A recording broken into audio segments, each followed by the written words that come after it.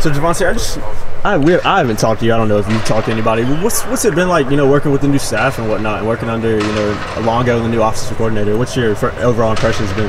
I really like the new system. It's a lot simpler than last year.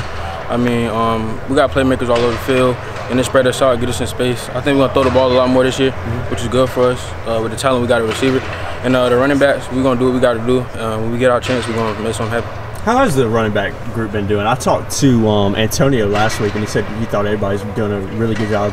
What is your overall thoughts on that position right now? Yes, sir. I just think we're getting our confidence built up now, because at first it was a little shaky with the new offense.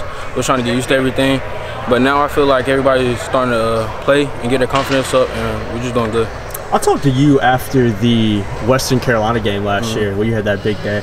What's your overall thoughts on how have you kind of adjusted, and what's kind of been your what was the emphasis? What kind of emphasis you put on off-season workouts? What is the thing you worked on the most, kind of in the off-season? The most I worked on was speed. I just been running like insane on the beach and things like that, just trying to get my speed up. Because Coach G told me that's one thing I need to work on. So I'm just trying to get faster and just let the game come to me and slow it down. What's your confidence like? You feel a lot more comfortable? I know you have to adjust to coming in as a freshman last year. You had to work with the new staff, and then this year having to work with the new staff. Has that transition been difficult, or has it been pretty easy for you? It's been pretty smooth.